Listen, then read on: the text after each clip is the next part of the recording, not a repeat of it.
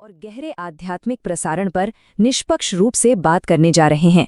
इस पूरे विश्लेषण का मकसद सिर्फ ये समझना है कि कैसे ये स्रोत सामग्री पूरी तरह से निराशा में डूब चुके मन को वापस उम्मीद और ईश्वरीय फल की तरफ ले जाती है।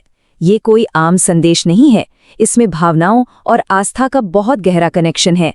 तो बिना देर किए चलिए सीधे इस स्रोत की गहराई में चलते हैं और समझते हैं कि इसके पीछे का असली अर्थ क्या है।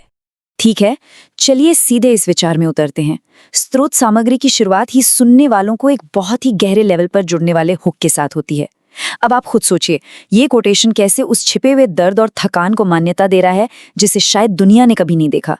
ये श्रोताओं को तुरंत ये एहसास कराता है कि देखिए, आपके जो व्यक्तिगत संघर्ष हैं, जो खामोश आंसू हैं, वो ब्रह्मांड की नजरों से ओझल नहीं हुए हैं। ये शुरुआत में ही एक ऐसा गहरा भावनात्मक जुड़ाव बना देता है कि इंसान खुद ब खुद आगे सुनने लगता है। तो इसका पहला मुख्य भाग है संघर्ष की ईश्वरीय मान्यता। यहाँ अतीत और भविष्य के बीच का जो कॉन्ट्रास्ट है ना, वो एकदम स्पष्ट रूप से सामने आता है। एक तरफ वो बीता हुआ कल है, जहाँ रास्ते बिल्कुल बंद लग रहे थे, जहाँ इंसान खुद को गलत समझे जाने की वजह से अंधेरे में रो रहा था, और दूसरी तरफ वो भविष्य है, जहाँ ऊर्जा शिफ्ट हो रही है, जहाँ नए मौके खुद चल के आ रहे हैं।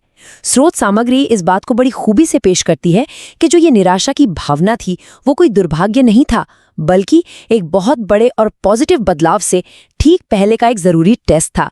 मतलब जब दर्द अपने चरम पर होता है तो असल में वो एक नई शुरुआत की नींव ही रख रहा होता है।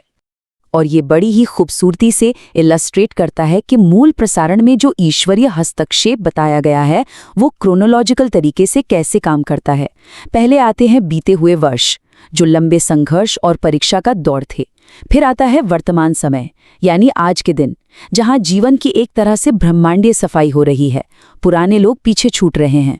उसके बाद हैं आने वाले महीने, जब साफ और अच्छे कर्म लौट कर आएंगे, और अंततः ये सब हमें समृद्धि और शांति के एक अल्टीमेट भविष्य की ओर ले जाता है।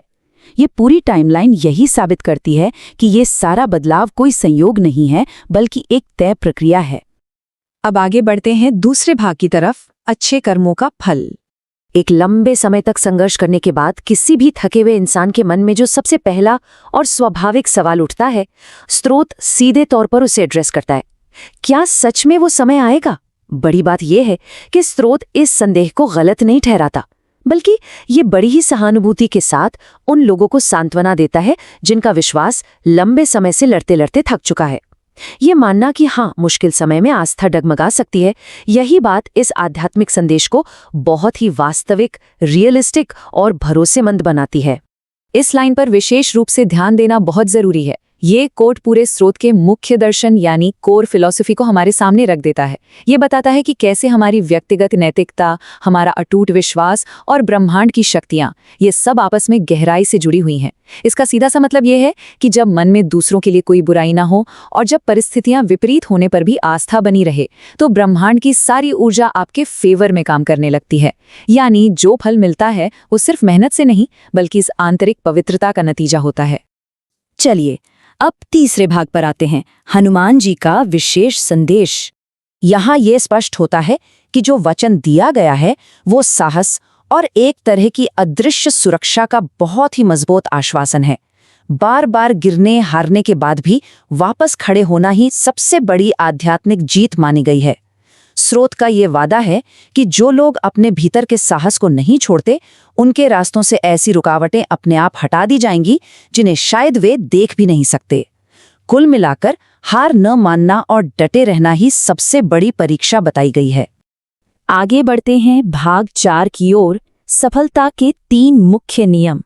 तो सबसे अहम पॉइंट ये है कि जीवन में वो समृद्धि लाने के लिए किन नियमों का पालन करना होगा।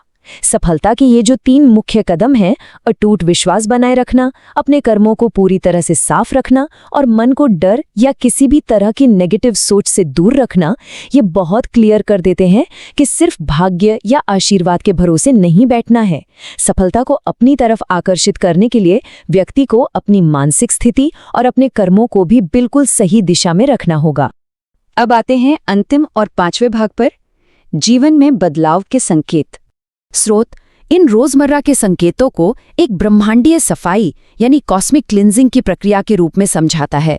अगर पुराने दोस्त दूर जा रहे हैं या उन चीज़ों का महत्व कम हो रहा है जो पहले बहुत ज़रूरी लगती थी, तो इसे नेगेटिव नहीं माना गया है, बल्कि ये समझाया गया है कि ये सब इसलिए हो रहा है ताकि नए आशीर्वादों के लिए जीवन में जगह बन सके।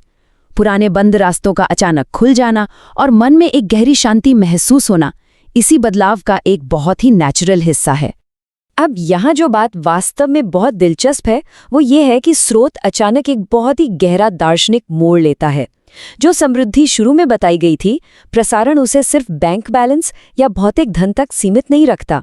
यहाँ असली दौलत की पूरी परिभाषा ही बदल दी गई है। असली दौलत इंसानियत को बताया गया है। सफल होने के बाद अपने भीतर अहंकार ना आने देना और ज़रूरतमंदों की मदद करना ही वास्तविक सफलता है। और इस विश्लेषण के अंत में स्रोत एक बहुत ही पावरफुल चेतावनी छोड़कर जाता है। ये स्पष्ट करता है कि किसी भी इंसान की असली परीक्षा बुरे वक्त में नहीं बल्कि अच्छे वक्त में होती है। जब सब कुछ ठीक हो जाए, बहुत सारा धन और सफलता मिल जाए, तब भी सीधा, सच्चा और विनम्र बने रहना ही सबसे बड़ी चुनौती है। अक्सर देखा जाता है कि पैसा इंसान का स्वभाव बदल देता है। तो सोचने वाली बात यह है, क्या आने वाले समय में जो आर्थिक सफलता मिलेगी वो असल में ये साबित करने की सबसे बड़ी परीक्षा बन जाएगी कि इंसान का चरित्र कितना पवित्र है? क्या सब कुछ मिल जाने के बाद भी वो इंसानियत बची रहेगी? इसी गहरे सवाल के साथ हम आज के इस विश्लेषण को यहीं समाप्त करते हैं। निश्चित रूप से ये आगे विचार करने के लिए एक बेहद दिलचस्प विषय है।